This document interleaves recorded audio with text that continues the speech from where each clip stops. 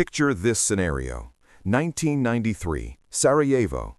You find yourself in what was once a thriving middle-class area, and your neighbor, formerly employed at a bank before the conflict, is presenting you with a golden necklace. Not an exchange for nourishment, not for medical supplies, but for a single pack of tobacco cigarettes and 3 disposable fire starters. His situation is dire. The necklace consists of authentic gold, likely valued at 2 months' wages in the previous era. However, in an urban center experiencing siege conditions, with no electrical power, no functioning plumbing, no food supply systems, that precious metal is merely decorative material. The fire starters, they represent staying alive. Flames for preparing meals, flames for warmth, flames for water purification so you avoid dying from intestinal disease. This represents actual events. This was recorded by an individual named Selko Begovic, who endured more than a year during that blockade. And this is what disturbs my sleep at night. He observed individuals possessing gold dying of starvation, while individuals possessing useful capabilities and equipment flourished. The traditional preparedness thinking states accumulate gold and silver. Physical possession equals true ownership. I've expressed it myself. However, when we carefully analyze what genuinely occurs during absolute financial breakdown, not hypothesis, verified accounts, gold falls considerably beneath something completely different: capabilities, property, equipment, social networks, the Amish approach. By this video's conclusion, you'll comprehend the reason $1,000 in appropriate useful items and abilities will protect your household, when $10,000 in gold bars will not. Allow me to demonstrate the recurring pattern. Since this has occurred previously, numerous times across numerous nations, and the evidence reveals the identical narrative each individual time. Point 1. Monetary breakdown occurs more rapidly than anyone considers remotely possible. In Bosnia, the shift from an operational currency-dependent economy to complete bartering required mere months, not multiple years, months. Selko recorded how during the initial period, individuals continued attempting to utilize currency. Within several weeks, costs multiplied by multiples of 20, 30, 100. A tobacco pack that was priced at 1.5 German marks outside the conflict area was priced at 40 marks within. Venezuela, 2016 through current day, price increases surpassed 1 million%. The bolivar became so valueless, Venezuelans humorously referred to it as the bolivar muerto, the deceased bolivar. The ruling authorities' action, they withdrew high-value currency from availability and provided citizens 72 hours to convert money that was actually being made illegal. 72 hours. Imagine that. Your accumulated wealth, 3 days for conversion before the authorities declare it worthless paper. Argentina, 1998 through 2002, the financial system shrank 28%. Greater than 50% of citizens dropped beneath the destitution threshold. Individuals who had placed their accumulated wealth in pesos suffered catastrophic losses. Identical pattern, identical phases, identical result. Point 2. When monetary systems fail, financial systems return to bartering, and only practical value has meaning. In Venezuela, currently at this moment, fishermen at a coastal resort named Patanimo trade their seafood for rice, plantains, and bananas, transported by individuals traveling from surrounding communities. One fisherman expressed it plainly: currency purchases nothing, so it's preferable for individuals to transport food so we can provide them seafood.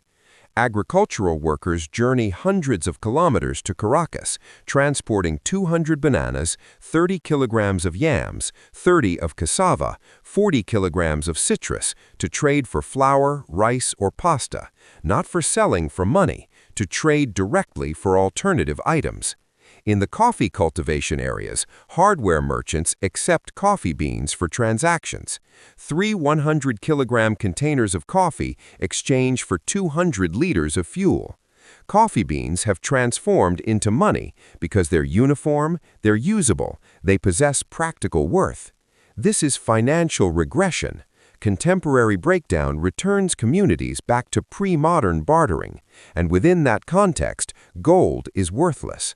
You cannot consume it, you cannot ignite it for warmth, you cannot employ it to clean water or address an infected injury. However, the individual who can cultivate food, the individual who can fix a water pump, the individual who has accumulated antibiotics and sanitation supplies, that individual endures. Point 3. The Great Depression demonstrated land and capabilities surpass everything. Agricultural workers during the Great Depression faced hardship. Harvest values dropped to catastrophic lows. Some incinerated corn for heating because it was less expensive than coal. But farmers possessing productive property had an irreplaceable benefit. They could grow their personal food.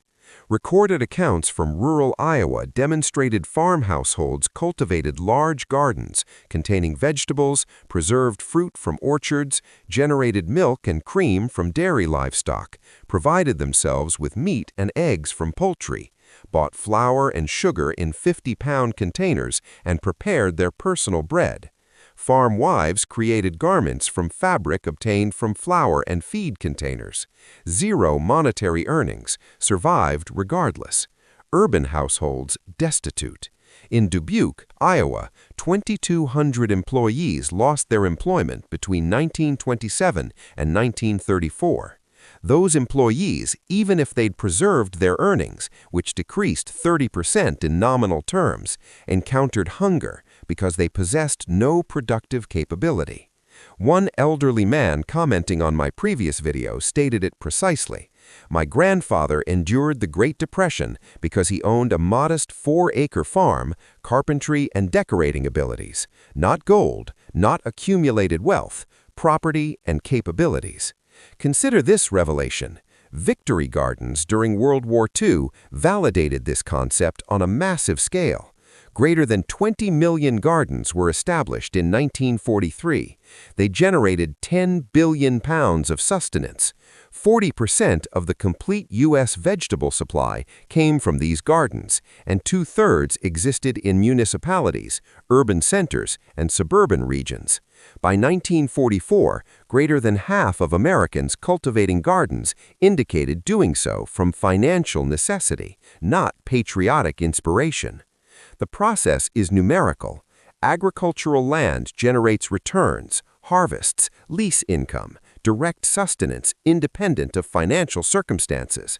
The scholarly evidence demonstrates farmland appreciated 17% during the 2008-2009 financial emergency, while the S&P 500 fell 46%. During 2000 through 2009, the S&P 500 registered negative performance in 27 separate quarters. In 26 of those 28 quarters when equities fell, farmland registered positive performance, not gambling, protection. Point 4. Capabilities transformed into survival wealth, and the catalog is particular. The Depression period survival approaches seem like a listing of useful creation. Individuals captured and marketed fish, produced homemade fudge, cultivated and marketed berries, launched lunch wagons, removed snow, created and marketed hand-woven baskets, created and marketed quilts, repaired and modified garments, cleaned windows, processed lard, slaughtered animals, preserved food through canning. What do you observe? Each item requires creating or handling something of concrete value: food, clothing, shelter, associated services. The capabilities that demanded greatest value, those addressing basic human needs, food cultivation and preservation, clothing creation and repair, shelter improvement, medical care, and mechanical repair. An individual who could slaughter an animal, preserve meat via smoking, or preserve vegetables had income-producing capabilities no financial breakdown could erase. Doctors, nurses, dental professionals remained working during the Depression. Individuals found ways to pay them even when money was unstable, exchanging goods and services for medical attention. This is what gold opponents overlook. A capable carpenter constitutes a precious asset that cannot be kept in a vault. The capability resides in the individual and can be utilized whenever required. Gold remains in a safe, generating nothing.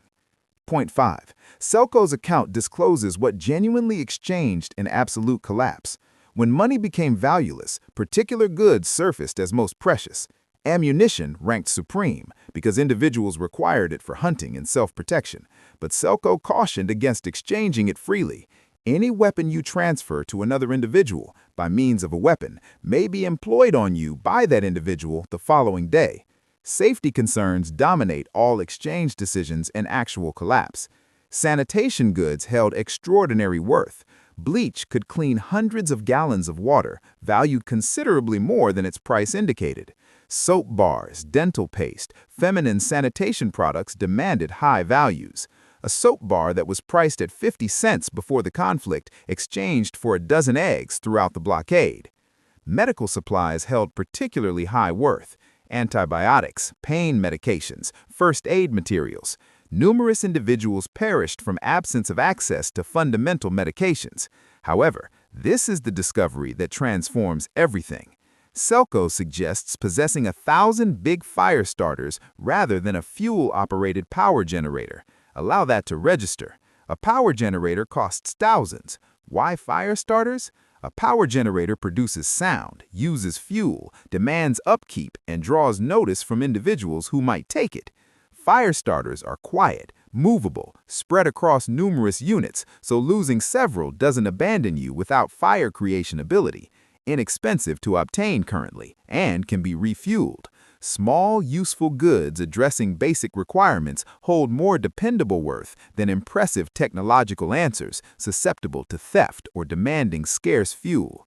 Selco possessed a large propane container configured to refuel disposable big fire starters. He exchanged refilled fire starters for sustenance, candles, and alternative necessities. The understanding is significant. A fire starter supplies fire for warming, preparing meals, and illumination. In a blockade context, these purposes are essential, and this is what astounds individuals. Gold and jewelry possessed poor worth throughout the emergency itself. Selco mentions that militia leaders acquired precious metals from hopeless individuals at soup can worth, recognizing metals would preserve worth after the emergency concluded, but were useless for immediate survival. Point 6. Venezuela supplies current evidence. Presently, this isn't past hypothesis. Venezuela's breakdown is occurring at this moment. One woman named Keila Oval cultivates eggplant, tomato, and passion fruit in her rear yard, particularly for exchanging, trading for pasta, sugar, milk, or rice. She observed this lifestyle reflects how her household existed in the early 20th century. Contemporary financial breakdown returns communities to pre-contemporary financial methods. A fisherman in Patanimo declared, "I haven't traveled to the urban center in nearly 2 years. What purpose would I have there? I don't possess sufficient money to purchase a shirt or a set of shorts. I'm more advantaged here, trading to survive." Official money became so valueless that the attempt to acquire it through wage employment wasn't justified by the benefit. In Zimbabwe's corresponding breakdown, underground market treatments exploded. Antibiotics, which were priced at dollars in stable nations, demanded underground market values multiples of their initial price. A quantity of amoxicillin could be valued at weeks of earnings. Individuals who accumulate fundamental antibiotics, bandages, pain medications, antiseptic materials possess extremely precious assets relative to price and storage demands. Contrast this with valuable metals. An individual with a pound of silver couldn't employ it to address an infected wound, couldn't eat it, couldn't ignite it for warmth, but a container of antibiotics could actually be the distinction between existence and death. If you're realizing everything you believed you knew about financial security is incorrect, press that subscribe button. This is Financial Forensics. I conduct autopsies on collapsed empires so you recognize the patterns before they recur in your location. Leave a helicopter emoji if you're positioning yourself for what's approaching, and inform me what you desire me to investigate next. I read every single one. Point 7. Social networks are the disregarded asset that establishes who survives. Meta-analytical research across 148 research subjects with 308,849 subjects discovered that individuals with stronger social connections had a 50% heightened probability of survival relative to those with weak social connections. 50%. That magnitude is equivalent to stopping smoking and surpasses numerous recognized risk factors for death. Selko's narrative stresses this. He mentions that nearly all of the exchanges were conducted in private arrangements after you obtained information about someone who possessed something that he desires to exchange, and that the optimal circumstance was if you were acquainted with that individual before the conflict, so you had previously established trust from earlier. Trust-centered connections become financial baseline when official systems break down. One of you remarked, if Amish communities that share and help each other, community is one element absent from numerous survival approaches. Precisely. Communities with formed structures, neighborhood associations, religious institutions, mutual assistance networks, organize action, combine resources, and supply assistance considerably more effectively than isolated households. In Venezuela, communities unofficially established food distribution and exchange networks that help circulate limited resources. In Bosnia, communities assembled around trusted authorities to manage security, distribute resources, and organize survival strategies. For modern preparedness, this indicates cultivating connections with surrounding residents, engaging in community associations, and establishing trust-centered networks should rank as high as accumulating supplies. Social wealth is survival wealth. Point 8. The relative analysis destroys gold's claim as breakdown protection. Let me demonstrate gold's basic problem as a breakdown safeguard. In the Bosnian blockade, where the financial structure collapsed most absolutely, gold possessed virtually no worth during the emergency itself.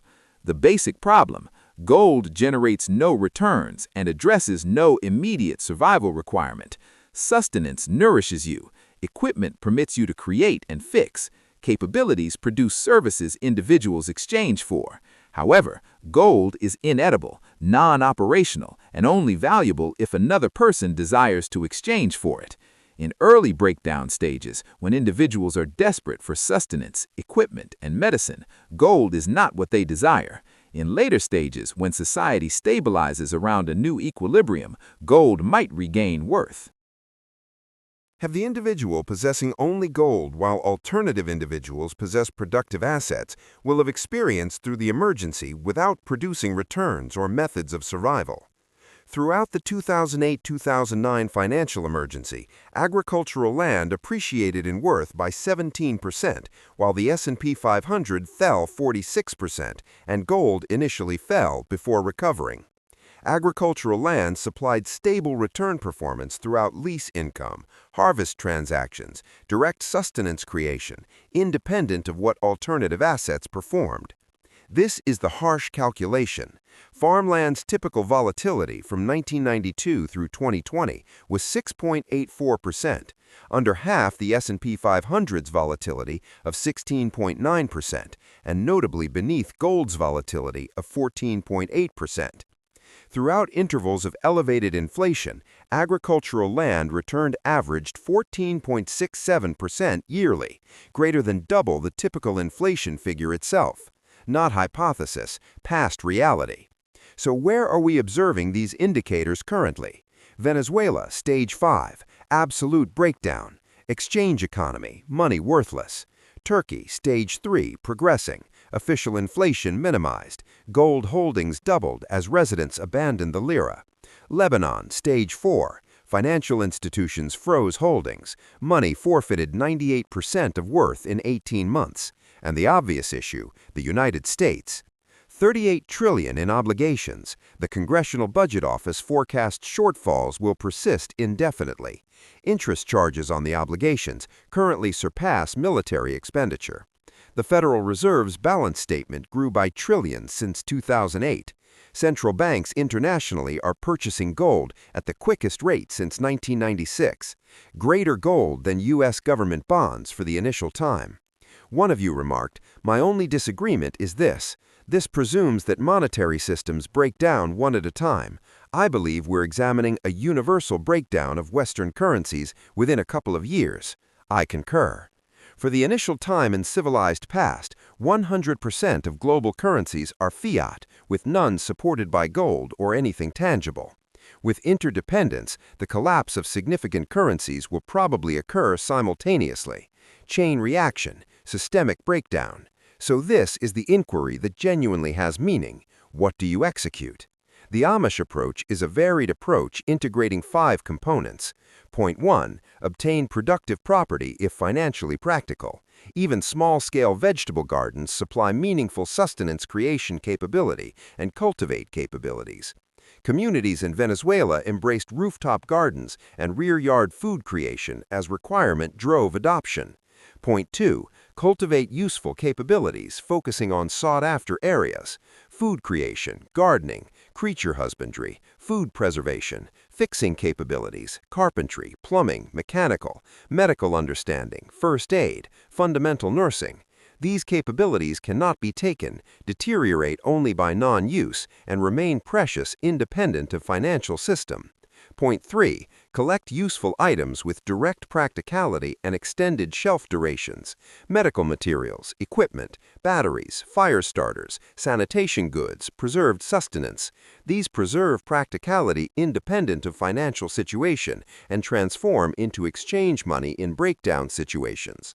Point 4. Establish social networks deliberately and earnestly. Engage in community associations, establish connections with surrounding residents, form communication networks, recognize individuals with beneficial capabilities and resources. Point 5. Possess some valuable metals for flexibility after the emergency stabilizes, but only after you've obtained the initial 4 components. Gold supplies no value throughout the emergency itself. The evidence from numerous recorded breakdowns, Bosnia, Venezuela, the Great Depression, recent U.S. downturns, merges on a reliable determination. When monetary structures fail and organizational support breaks down, survival relies on productive ability, useful capabilities, and social networks, not gold, not accumulated wealth, not financial holdings. The inquiry isn't if. The inquiry is whether you'll arrange yourself to survive when it occurs. If this forensic analysis provided you a fresh perspective, press subscribe. This one was motivated by your remarks on the previous video, requesting useful survival holdings instead of financial hypothesis. Leave a helicopter emoji if you're presently positioning for what's approaching, and inform me what you desire me to investigate next. Several of you are presently there. One remark: my grandparents endured the Great Depression because they possessed property and capabilities. Another: we've depleted our accumulated wealth account entirely and placed everything into valuable metals. That's a beginning, but ensure you're balanced across the 5 components. The only inquiry is whether you'll recognize it coming or be positioned in queue, questioning how bread is priced at 200 billion marks while the individual next to you exchanges a dozen eggs for a loaf because they have check-ins. Now proceed, diversify before you're required to.